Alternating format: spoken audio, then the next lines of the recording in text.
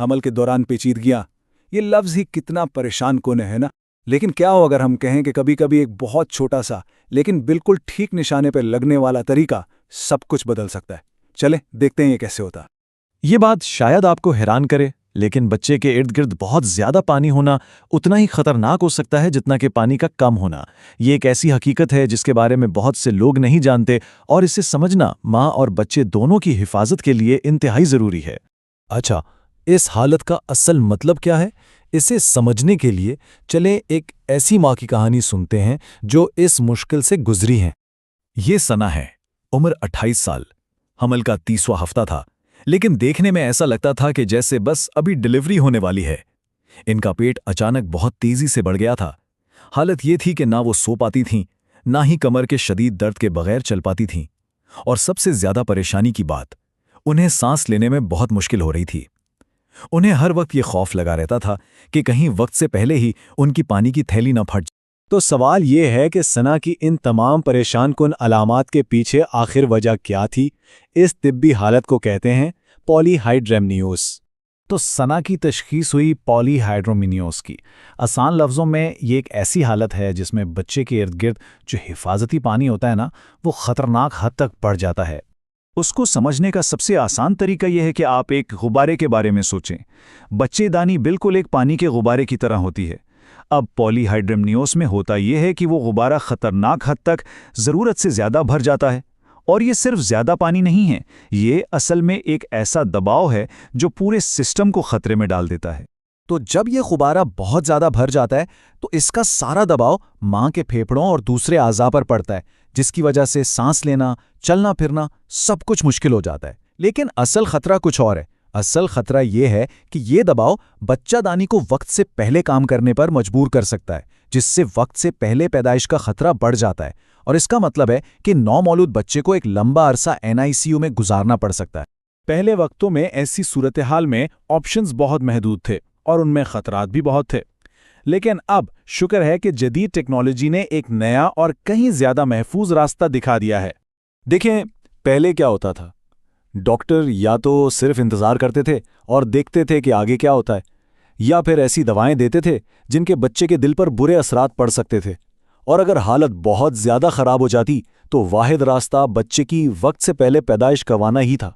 लेकिन आज हालात बदल चुके हैं। आज एक बहुत बेहतर और महफूज तरीका मौजूद है।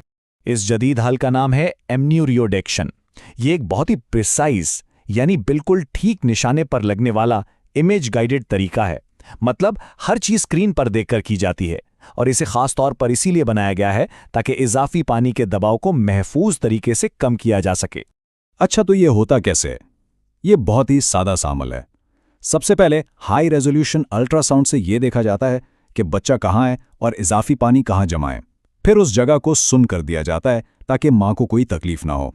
उसके बाद एक बहुत ही बारीक सुई को बच्चे को बचाते हुए सीधा उस पानी की जेब में डाला जाता है, और आखिर में उस इजाफी पानी को बहुत एहतियात से आहिस्ता आहिस्ता बाहर निकाला जाता है, जिससे दबाव फौरन कम हो जाता है। और ये सब कुछ लाइव स्क्रीन पर देखते हुए किया जाता है। अब आते हैं सबसे बड़े सवाल पर, वो सवाल जो सबके जहन में आता है, क्या ये तरीका महफूज है? अक्सर लोगों को ये डर होता है कि पानी निकालने से शायद बच्चे को कोई नुकसान पहुंचे। ये एक बहुत आम गलतफहमी है। हकीकत इसके बिल्कुल उलट है। असल खतरा वो शदीद दबाव है जो बच्चादानी को मुसलसल फैला रहा है। उस दबाव को कम करके ये तरीका दरअसल हमल को वक्त से पहले शुरू होने वाले दर्दों से बचाता है। तो असल बात यह है कि ये एक हिफाजती अमल है, खतरा नहीं।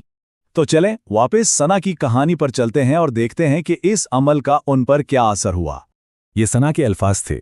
सुकून फौरी था। वो दोबारा ठीक से सांस ले पा रही थी और दर्द जैसे गायब ही हो गया था। और ये सब कितनी देर में हुआ? आप यकीन नहीं करेंगे, ये पूरा अमल आम तौर पर 1 घंटे से भी कम वक्त में मुकम्मल हो जाता है।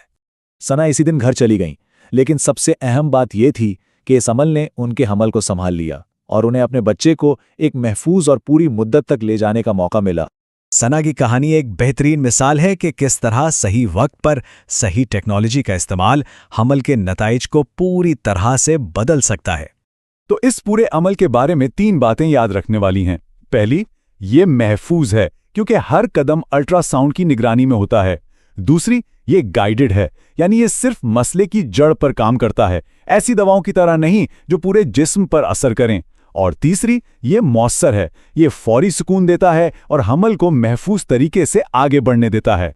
ये सब हमें एक बड़े सवाल की तरफ ले जाता है। जरा सोचें, अगर एक छोटी सी सुई और सही गाइडेंस हमल जैसे नाजुक मामले में इतने बड़े मसले को हल कर सकती है, तो मेडिकल साइंस के और कौन से शोबे हैं जिन्हें इस तरह की ज़हीन और कम तकलीफदेह तकनीकों से बदला जा सकता है। ये बात तो तय है कि सही मालूमात और इल्म वाकई नताइज को बदल सकता है।